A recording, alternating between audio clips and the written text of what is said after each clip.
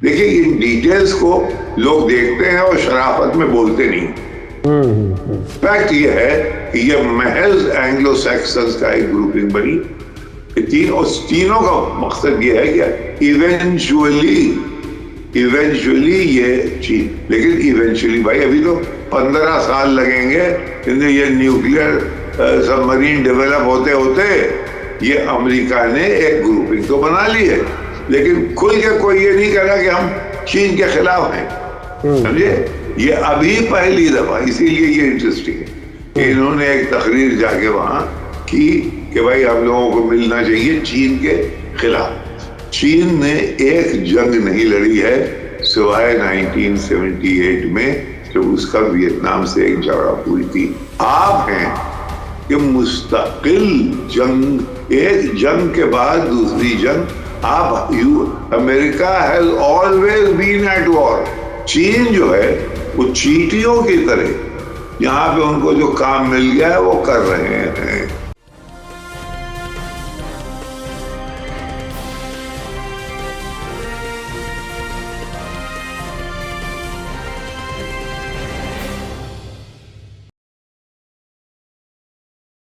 Hello, नमस्कार, आदाब, सत श्री अकाल और अस्सलाम वालेकुम। मैं हूं मोहम्मद अहमद काज़मी, लेकर आया हूं आपका पसंदीदा कार्यक्रम आपके रूबरू। आज संडे है और आज एक बार फिर हम सईद नकवी साहब की खिदमत में हैं। उनसे कुछ ताज़ा खबरों के बारे में बात करेंगे और एक बहुत बड़ी अहम खबर है जो सईद नकवी साहब की अब से पहले की जो पेशीन गोई कहा जा सकता है, जो उन्होंने फोरकास्ट किया था, तकरीबन उसी रास्ते पर वाकयात बढ़ते हुए नजर आ रहे हैं। और वो अब से पहले कहते रहे हैं कि ताकत का मरकज वेस्ट से ईस्ट की तरफ खिसक रहा है। अब हालात बिल्कुल दुनिया के बदल रहे हैं, अमेरिका कमजोर हो रहा है, वगैरह वगैरह, उस किस्म की चीजें बहुत सी आती रही हैं। अब जापान के प्राइम मिनिस्टर अमेरिका में हैं, जो बाइडेन से उन्होंने मुलाकात की है और वहां जो उन्होंने बयान दिया वो बहुत ही इंपॉर्टेंट है। उन्होंने ये कहा है कि जापान, अमेरिका और यूरोप को चीन का मुकाबला करना चाहिए मिल करके। अब यानी कॉमन दुश्मन जो है वो चीन है। अभी हम आपको ये भी याद दिला दें कि जब से यूक्रेन जंग शुरू हुई है उसके बाद रूस और चीन भी बहुत नजदीक हैं। उसके अलावा ईरान, तुर्की भी किसी हद तक कुछ तब्दीलियां इशारा करता है, लेकिन यह कि हालात बदल रहे हैं। इसके अलावा ईरान और सऊदी अरब के बीच बातचीत आगे बढ़ने के इशारे मिल रहे हैं। उनके डिप्लोमेटिक ताल्लुकात बेहतर हो सकते हैं, रेस्टोर हो सकते हैं। और उसके अलावा भी कई ऐसी खबरें हैं जिस पर हम सईद नकवी साहब से बात करेंगे। नकवी साहब, आप ये बताइए कि ये जापान के प्राइम मिनिस्टर के बयान को अब आप कैसे देख रहे हैं? क्या वो जो बात आप कह रहे थे वो मैच्योर होने लगी? देखिए, ये तो तय था, क्वाड का हिस्सा है वो। क्वाड के क्या माने? क्वाड का हिस्सा वो है, ऑस्ट्रेलिया है, वो यूनाइटेड स्टेट्स है, इंडिया है। ये क्यों बनाया गया है? इसलिए बनाया गया है क्वाड्रिलैटरल, कि चीन को घेरने में ये इमदाद करे। और जितने ममालिक हैं इस एरिया में, जैसे कि इंडोनेशिया, मलेशिया, उधर मंगोलिया, इधर सेंट्रल एशियन रिपब्लिक, इन सबको धीरे धीरे धीरे मोबिलिक। ऐसा है कि हम और आप फॉरेन अफेयर्स पे नजर रखते हैं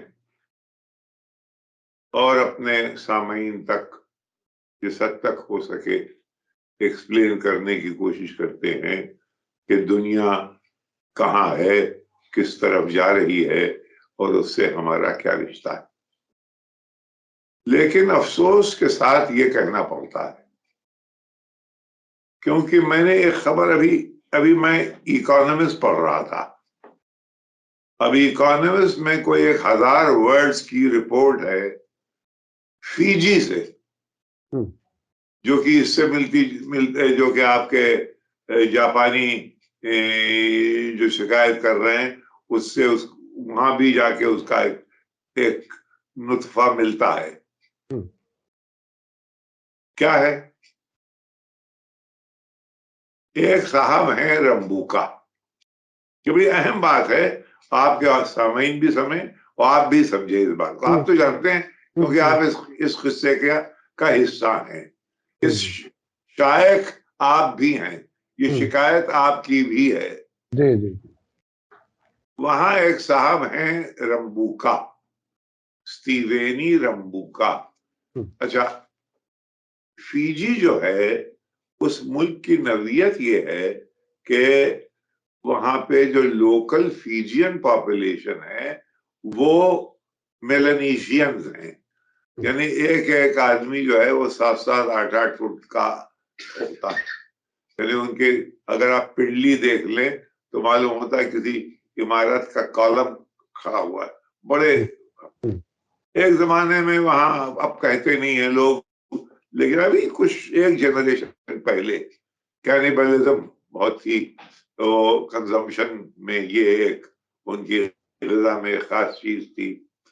19th सेंचुरी में जबकि 1833 में स्लेवरी बैन कर दी गई, तो इंपीरियलिज्म और कॉलोनियलिज्म इतने खामोशी से बैठने वाले नहीं थे। मैं बहुत जरा सा आपको इस आपके अफसाने से अलग ले जाके ये समझाने की कोशिश कर रहा हूं, उसके बाद मैं वापस वहीं आऊंगा। जी जी जी, बिल्कुल। ये मेरा आपसे वादा है। जी जी। तो 1833 में स्लेवरी बंद हुई। अब कॉलोनियलिज्म को अपने, उनकी जो प्लांटेशंस है उसके लिए उन्होंने एक सिस्टम निकाला, इंडेंचर, यानी तुम हमारे लिए कॉन्ट्रैक्ट पे आ जाओ और फिर वहीं रहो।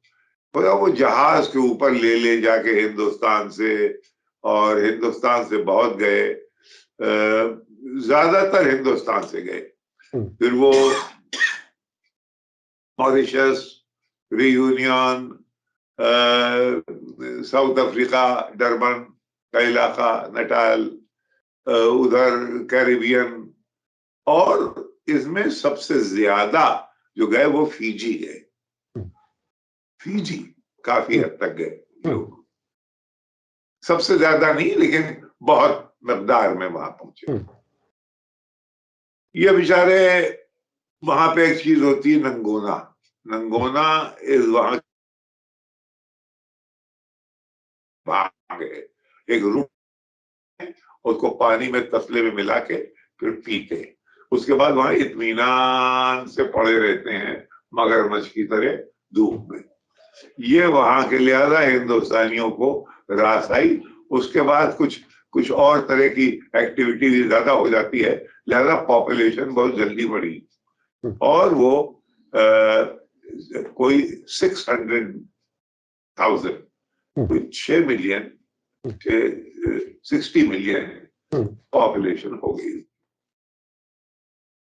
चलो, अब ये हुआ कि ये ताबित है जमीनें सब थी मेलानीशियस के पास, और तो फिर आजादी का एक दौर चला। तो जब मलका मुअज़्ज़मा ने कहा कि आपको 1960 में हम आजाद करते हैं, तो ये रोने लगे। चीफली, उसको कहते हैं चीफली ऑर्डर, चीफ्स का, लोकल मेलानीशियन चीफ्स का ऑर्डर। वो साहब बाकायदा रिक्कत मातम कर करके रोने लगे, साहब ये आप क्या कर रहे हैं, हमें क्यों अबैंडन कर रहे हैं, हम तो आपके साथ ही रहना चाहते हैं। तो ये वो लोग हैं जिन्होंने अपनी आजादी अबेयंस में रखी। बहरहाल होते हुआते 1970 में आजादी आई, और उसके बाद फिर इलेक्शंस हुए। अब तब तक हिंदुस्तानियों की आबादी जो थी वो तकरीबन मेलेनीशियन से आगे बढ़ गई थी। अब एक साहब थे, अच्छा, तो मेलेनीशियन और इंडियंस का अगर हो जाए तो इंडियंस आ जाएंगे, तो मेलेनीशियन को होने नहीं देंगे, तो लिहाजा मेलेनीशियंस की पार्टी अलग रही। एक साहब बहुत ही शरीफ, तिमोची बवांड्रा, मैं उनसे मिला हूं वहां। बवांड्रा पढ़े लिखे डॉक्टर थे, उन्होंने एक सोशलिस्ट पार्टी शुरू की। उसका एम यह था कि हम लोकल चीफ्स, लोकल फीजियंस और इंडियंस, इन दोनों को बराबर बराबर लेके चलते हैं। ये पार्टी जीत गई और इसमें हमारे दोस्त एक है वहां, सत्येंद्र नंदन, वो बहुत आगे आगे थे, महेंद्र चौधरी वो भी आगे थे, और बहुत से लोग थे। तो कैबिनेट जो बनी उसमें 8 इंडियंस और 8 मेलनीशियंस, फीजियंस। अब जनाब अली खुशियां हो रही है, वहां आतंकवादी के मल्टी कल्चरलिज्म इतनी रिमोट आइलैंड में कामयाब हो गई। अब इत्तेफाक की बात यह है, आपका ये भाई, इसका मुकद्दर ऐसा है कि इसको कहीं से ये बनक मिली और ये यहां से उड़ के वहां गया। उन दिनों में कोई इमदाद करने को तैयार नहीं था कि साहब इतनी बड़ी कहानी हिंदुस्तानी है, 600 मिलियन है, लेकिन कोई हिंदुस्तान में उसमें खर्च करने को तैयार नहीं था। एक इंडिया टुडे ने मुझे 10,000 रुपए दिए। अब आपको ये इसलिए बता रहा हूं कि क्या नवीयत थी फॉरेन कवरेज की, लेकिन इंडिया टुडे ने कम से कम दिए। तो टाइम्स ऑफ इंडिया ने नहीं दिए, हिंदुस्तान टाइम्स ने नहीं दिए, इंडियन एक्सप्रेस, किसी ने, इंडिया टुडे ने कहा कि आप जाइए, आकर फिर देखेंगे उसके बाद। और काफी 2-3 पेज पे वो कहानी क्या थी कि जब सेलिब्रेशंस हो रहे थे तो एक रंबलिंग हुई और आर्मर्ड पर्सनल कैरियर्स जो हैं वो सूबा की सड़क पे आ गए और वो जनाब पार्लियामेंट के अंदर घुस गए और पार्लियामेंट वगैरह सब रद्द कर दी गई। और एक साहब थे जिनका नाम था स्टीवन ई रंबुका, वो उनके सर ये किया गया कि उन्होंने ये कू करा दिया है और वो गायब। अब मेरा काम ये था कि मैं रंबुका को ढूंढूं। अब आप देखिए कि यहाँ कोई किसी को दिलचस्पी नहीं है, कोई अखबार वाला सराह नहीं रहा है, लेकिन हम अपनी दीवानगी में लगे हुए हैं कि भाई हम ढूंढ रहे हैं उसको। अच्छा, उस वक्त तक सूबा में दुनिया का मीडिया आ चुका था भाई। 60,600,000 इंडियंस को डिसएनफ्रेंचाइज कर दिया जाए, बड़ी खबर थी, वो हिंदुस्तान के लिए बड़ी खबर थी। तो वहां जनाब दुनिया, ऑस्ट्रेलिया के, न्यूजीलैंड के, मलेशिया के, इंडोनेशिया के और रॉयटर्स, ये वो दुनिया भर के लोग पहुंच गए। अब मैं ढूंढ रहा हूं हिंदुस्तानी, एक हिंदुस्तानी, बरब्बे काबा एक हिंदुस्तानी नहीं पहुंचा साहब वहां। अरे मैंने कहा यार ये तो सारी कहानी हिंदुस्तानियों की नहीं। अब मैं जनाब चला गया, वहां एक साहब थे, वहां के गवर्नर जनरल रातू कन्हैया इतने, यानी छत तक उनकी कद था, अल्लाह उनको मगफरत अदा करे, वो चले गए हैं। लेकिन उनकी टांगे मैं देखता रहता था, वो उनकी कमर जो थे वो मेरे सर तक आती थी भाई, ऐसे इतने लंबे चौड़े लोग। तो खैर उन्होंने बताया कि क्यों किस तरह से ये हुआ है, लेकिन उनसे हमारा रैपोर इतना अच्छा हो गया कि उनका अमला ये समझा कि जब हमको वो एस्कॉर्ट कर रहा था, मैंने कहा जरा मुझे रंबुका का नंबर देना, तो वो ये समझा कि मुझे रातू कन्हैया का ओके मिल चुका है कि ये टॉप सीक्रेट नंबर मुझे मिल जाए, और उसने वो नंबर मुझे दे दिया। और मैंने उस नंबर जब लिया, मैंने कहा मैं यहीं से टेलीफोन कर लेता हूँ। तो उन्हीं के दफ्तर से वो टेलीफोन गया, तो गोया अच्छा चीफली ऑर्डर में रातू कन्हैया जो थे वो, रातू मारा था, रातू कहते हैं चीफ को, रातू वो इनके रंबुका के बहुत थ्राइस रिमूव चीफ थे, यानी उनके आगे ये जमीन पे बैठते थे। और ये coup जो तय हुआ तो रातू मारा और रातू कन्हैया और लोग कुर्सियों पे बैठे हुए थे, ये हजरत जमीन पे बैठे हुए थे, क्योंकि ये उनके कोई हिकारत नहीं समझी जाती थी। ये रेस्पेक्ट। एक ऑर्डर था चीफ का। तो उन्होंने जब देखा कि टेलीफोन आ रहा है वहां से, रातू पे नहीं आ गया, फौरन दरवाजे खुल गए। साहब इतना शरीफ आदमी मैंने नहीं देखा और इतना मासूम आदमी मैंने नहीं देखा है। उसने जो कुछ कहना था साफ साफ कह दिया। उसने कहा भाई देखो, ये जो है ये मुल्क हम लोगों का है, हम फीजियंस का है। अब आप हिंदुस्तानी आए, रहो आराम से। तुमने हमारी खेती की, हमारे गन्ने के प्लांटेशंस को इतना आगे कर दिया कि दुनिया भर में जितनी शक्कर जाती यहां से जाती, लेकिन ये नहीं है कि तुम हुकूमत करो भाई। ये बर्दाश्त नहीं, लिहाजा हमने कू कर दिया। दूसरे ये है कि एक एंजस एक चीज है। अब ये सुनिए, आ रही है ये अफसाना वही जापान के ऊपर। जी जी जी। एंजस क्या है? ऑस्ट्रेलिया, न्यूजीलैंड, यूएस, ये एक मिलिट्री अलायंस था पैसिफिक में कि अगर कोल्ड वॉर में सोवियत यूनियन के खिलाफ, हम उसका हिस्सा हैं। हम आपने देख लिया कि हम क्वीन से कितने लॉयल हैं। हम हिंदुस्तानियों को नहीं ट्रस्ट कर सकते कि ये एंजस में कोई रोल प्ले करें, और ये स्ट्रेटेजिक आइलैंड। चलो माना, आपने ये भी साहब हमको बता दिया। और उसके बाद ये कि आप तो रहिए यहाँ, लेकिन ये कि तकरीबन वही उसी किस्म की। अच्छा, बड़े मजे की बात यह कि वहां जो मलेशियन रिप्रेजेंटेटिव थे वो इनके बिल्कुल साथ थे कि इनका साथ दे रहे थे। मैं बड़े हैरत में मालूम हुआ कि मलेशिया में भी मलेज और चाइनीज और इंडियन का झगड़ा है। तो लोकल मांग वही भूमिपुत्र जिसे कहते हैं, तो भूमिपुत्र वो इनको मिली। अच्छा था। अब ये मैंने इंटरव्यू किया, ये बहुत ही उस वक्त के जमाने में, यानी आपको अंदाजा नहीं है कि क्या एक्साइटमेंट था वहां। और वो जब मैं बाहर निकला हूं तो लोग कहे भाई क्या कहा गया था। ऑस्ट्रेलिया और न्यूजीलैंड के हाई कमिश्नर्स बाकायदा मेरे कोर्ट कमरे में आ गए थे। बल्कि मैंने कहा भाई देखो, सबसे पहले मैं अपने यहाँ लोगों को बता, पहले तो मुझे इसकी खबर बनानी है, उसके बाद मैं इसको अपने लोगों से बात करूंगा, उसके बाद आप लोग ले लीजिए। ये कैसेट उन दिनों में ऑडियो था, वीडियो नहीं था। ये 87 में, माफ करिए, ये टीवी एक्सप्लोजन हुआ है 92-93 के बाद।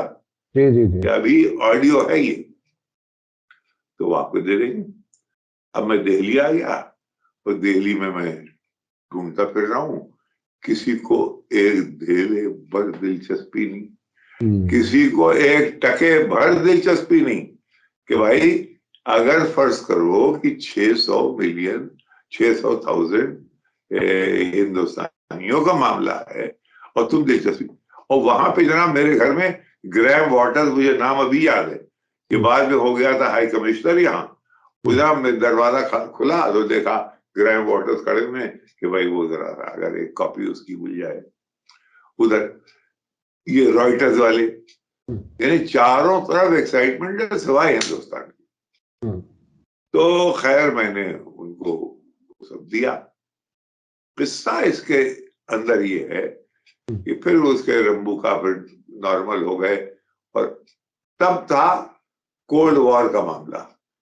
इस वक्त जब वो वापस आए हैं, तो क्यों वापस आए हैं? इसलिए कि अब कोल्ड वॉर तो खत्म हो गई, सोवियत यूनियन तो गया। अब क्या झगड़ा है? अब आप ज्योग्राफिया को देखिए, ऑस्ट्रेलिया, न्यूजीलैंड जापान से बहुत दूर नहीं है ये लोग। वहां पे आप कह रहे हैं कि देखिए यहाँ पे चाइनीज इन्वेस्टमेंट बहुत ज्यादा आ गया है। यहाँ की गोल्ड माइन एक चाइनीज कंपनी ने ले रखी है। यहाँ की बॉक्साइट के ऊपर मोनोपोली चाइनीज की है, ये कह रहे वो। और उसमें हम ये नहीं चाह रहे हम तो भाई वेस्ट के लोग हैं अपने आप को, तो हम देखते हैं भाई इसको कैसे मैनेज करें। लिहाजा हालांकि ये सिर्फ एक वोट से आए हैं, लेकिन ये और बैनारी मारा जो इससे पहले प्राइम मिनिस्टर थे, तो दोनों में कोई ट्विल्डू का फर्क है इस इशू पे। दोनों चीफ सिस्टम्स हैं, एक चीफ के वो है, एक कबीले के ये हैं, एक कबीले के ये हैं। तो मैं जो समझना चाह रहा हूं कि अब ये जो बात कही गई है इसके क्या मानी है कि यूरोप, जापान, अमेरिका सब मिलकर के चीन को घेर लें, यानी एक तरह से ये एक मैसेज है, क्या कर पाएंगे? और दूसरे ये कि अमेरिका, जापान जाहिर है ज्योग्राफी के लिहाज से देखा जाए तो चीन के पड़ोस का बहुत छोटा सा मुल्क है, तो क्या जापान अमेरिका के आउटपोस्ट की तरह से काम करता है इस इलाके में? क्या अमेरिका क्या है, मतलब वो थोड़ा सा और अगर बताएं। देखिए, आपने अभी सुना होगा, आपसे 6 महीने साल भर पहले एक ऑस्ट्रेलियंस की न्यूक्लियर प्लांट, न्यूक्लियर सबमरीन्स बन रही थी फ्रांस में। अमेरिका बहादुर ने आके झप्पा मारा और उसको जाके दे दिया ऑस्ट्रेलिया को, तो ऑस्ट्रेलिया बनाएगा। और जब ये दे दिया तो उसके बाद उनका ये ऑकस बनेगा। ऑकस क्या हुआ? ऑस्ट्रेलिया, यूएस और न्यूजीलैंड, यूके और ये यूके यूके। चलिए, तो ऑकस यानी एक बिल्कुल टोटल एंग्लो सैक्सन्स की, सिर्फ एंग्लो सैक्सन्स, यानी फ्रांस उसमें नहीं, फ्रांस उसमें नहीं है। देखिए, इन डिटेल्स को लोग देखते हैं और शराफत में बोलते नहीं। फैक्ट ये है कि ये महज एंग्लो सैक्सन्स का एक ग्रुपिंग बनी। तीनों का मकसद ये है कि इवेंचुअली ये चीज, लेकिन इवेंचुअली भाई अभी तो 15 साल लगेंगे ये न्यूक्लियर सबमरीन डेवलप होते होते खाक हो जाएंगे हम तुमको खबर होने तक। अच्छा, इसमें मैं दूसरी बात बता रहा हूं आपको। ये जो आपका सवाल है, तो ये तो हुआ ऑकस। अब रहा क्वाड, जिसमें कि जापान है। अब क्वाड में हिंदुस्तान, जापान, ये सब के सब एक तरफ तो कह रहे हैं हाँ, लेकिन वो कह रहे हैं कि इन्वायरमेंटल बातें कर रहे हैं, गल्ले की बातें कर रहे हैं, इकोनॉमी की बातें कर रहे हैं। कोई खुल के, ये अमेरिका ने एक ग्रुपिंग तो बना ली है, लेकिन खुल के कोई ये नहीं कह रहा कि हम चीन के खिलाफ हैं, समझे? ये अभी पहली दफा, इसीलिए ये इंटरेस्टिंग है कि इन्होंने एक तकरीर जाके वहां की कि भाई हम लोगों को मिलना चाहिए चीन के खिलाफ। अब चीन एक उनका विपिंग बॉय है पिछले 2-3 साल से, यहां तक कि ट्रंप रोते हुए गए जिमी कार्टर के पास कि साहब आप तो सीनियर है, आप बताइए हम क्या करें, चीन तो हमसे आगे बढ़ा जा रहा है। जिमी कार्टर ने एक बात कही कि देखो, चीन ने एक जंग नहीं लड़ी है सिवाय 1978 में, जब उसका वियतनाम से एक झड़प हुई थी। तो इत्तेफाक से वो मैंने कवर की थी, उसके बारे में आपसे बात भी हो चुकी है। तो एक जंग हुई। आप हैं कि मुस्तकिल जंग, एक जंग के बाद दूसरी जंग, आप America has always been at war.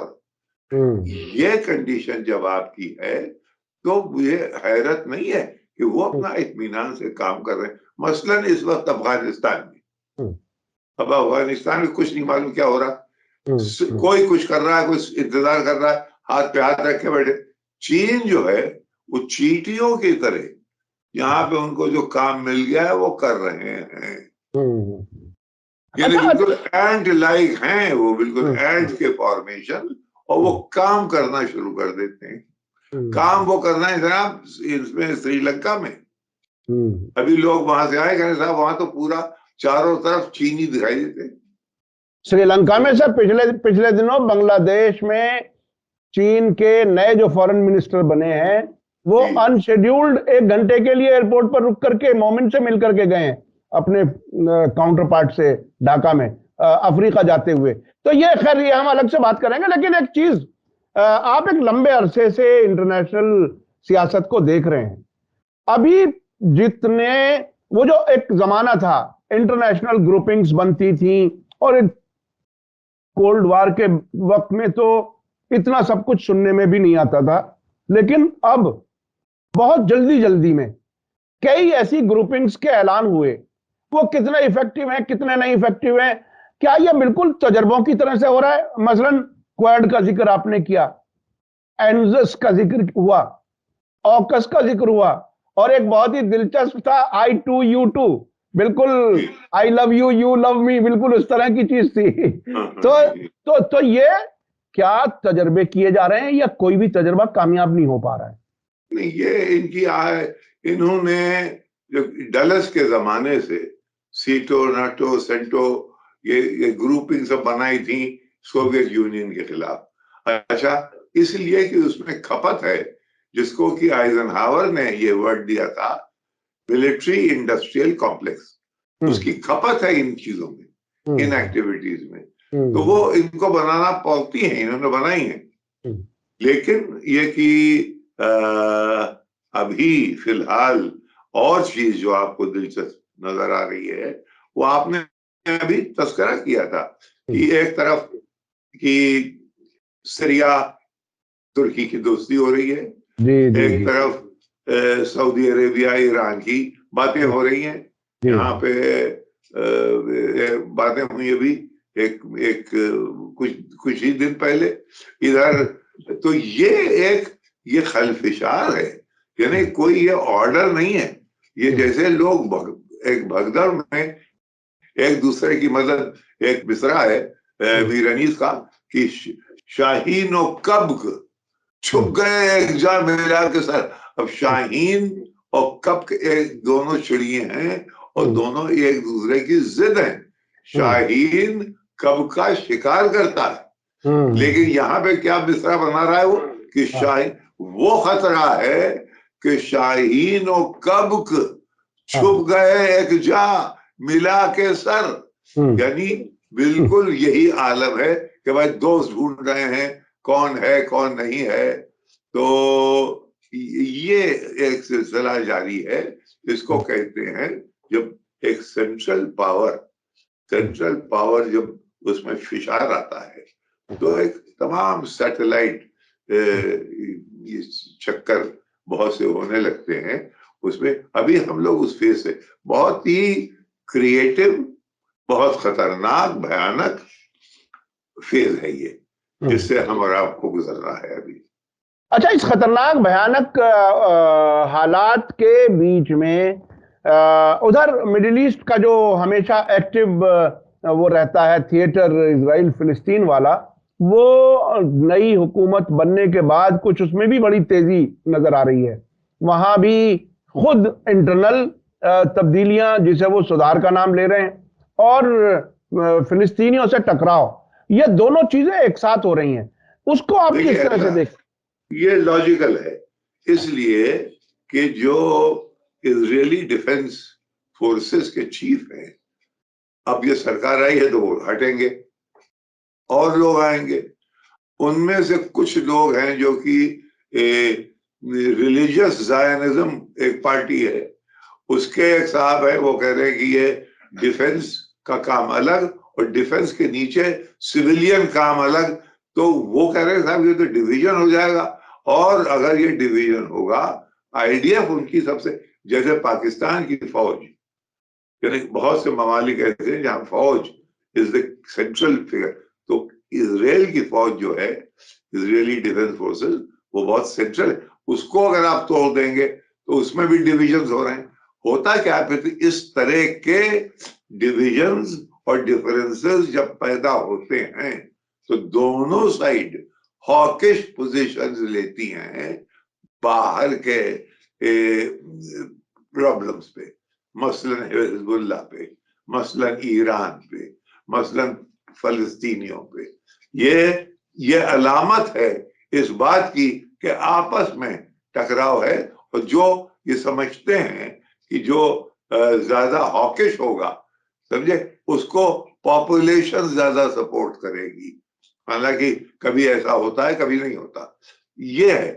तो जो एक एलिमेंट तो ये है इसमें, जो आप देख रहे हैं कि ये जो, अब बताइए, आपने कह दिया कि एक साहब है वो मैं नाम उनका भूल रहा हूं, जब नए नए नाम आ रहे हैं, जो कि जाके उन्होंने वहां के प्रिजन्स का जायजा लिया और ये देख के आए कि कहीं आराम से तो नहीं है फलस्तीनी। अगर जहां पे जरा सा भी आराम उनको मिले, उनको फौरन अजियत पहुंचाई जाए। यानी अजीब गरीब लोग हैं। यानी बाइबल में एक टुकड़ा है Deuteronomy, eye for an eye and a tooth for a tooth. Deuteronomy, लोग कहते हैं कि इजराइल के अंदर बहुत सी थिंकिंग जो है वो ड्यूट्रोनमी से आई थी, और क्योंकि ये आई फॉर आई और टूथ फॉर अ टूथ है, इसीलिए हजरत ईसा को पैदा होना पड़ा एक कंपोज करके एक शांति पूर्वक ये निजाम बने। ये कहावत एक कहते हैं लोग। तो वही है कि साहब, अब आप जाके झांक के देख रहे हैं, मंत्री के लेवल के आदमी आप देख रहे हैं कि वहां पे मैंने देखा कि कहीं आराम से तो नहीं है, और अगर आराम से जरा सा भी हो, उनको फौरन अजियत पहुंचाई जाए। ये तो भाई यजीद नहीं कहता था। हाँ जी, उनका नाम इतमर बिन गवीर है, और फारसी और जो अरबी वाले हैं उसे गफीर लिख रहे हैं। तकरीबन वो लफ्ज है जिसे अरबी में मगफिरत जिसे कहा जाता है, वो नाम का हिस्सा है। मैं हाँ, उसको गवीर पढ़ रहा था। हाँ, गवीर, गवीर, GVIR लिखते हैं वो। मैंने अपने दर्शकों को, कोई इंतहा है। हाँ, तो ये देखिए, बहुत सी चीजें, दर्द का हद से गुजरना है, दवा हो जाना। जब चीजें इतनी ज्यादा बढ़ जाएंगी तो ये समझ जाएगी, क्योंकि ये सस्टेनेबल नहीं है भाई। हम लोग अब बहरहाल इंसान हैं, यानी हैवानियत के बहुत से एलिमेंट्स हमारे अंदर और कुछ लोगों के अंदर आ गए होंगे, लेकिन ये सस्टेनेबल नहीं है। मुल्क नहीं सस्टेन करेगा, लोग नहीं भाई। इजराइल में भी शरीफ लोग भी रहते हैं, सेंसिटिव लोग। मैं वहां जाके लोगों से मिला हूं। हाँ, ये है एक हद तक इजराइल में, और जो निजाम हमारे यहाँ बनाने की कोशिश हो रही थी, उसमें एक बहुत, हालांकि स्केल्स का फर्क है, लेकिन आइडियाज एक ही है। हाँ, तो यानी वो शिद्दत पसंदी जो है वो बहरहाल दोनों तरफ कुछ ऐसी है जो शायद आज के जमाने में बिल्कुल उतनी, बिल्कुल जी जी, सस्टेनेबल नहीं है। लेकिन आपने अब से पहले भी कहा था कि ये सरकार कुछ ज्यादा दिन चलने वाली नहीं है, जिस किस्म के हरकतें नजर आ रही हैं। और जाहिर है, खुद जब इजरायली लोग आज जब हमारी बात हो रही है सैटरडे में, वहां मुल्कगीर सतह पर, बहुत बड़ी सतह पर प्रोटेस्ट हैं, और वहां की इंटेलिजेंस एजेंसियों ने कहा कि इसमें बहुत बड़ा हंगामा हो सकता है। तो ये भी हमें याद रखना चाहिए कि वहां खुद उस हुकूमत के मुखालिफिन सड़कों पर मौजूद हैं।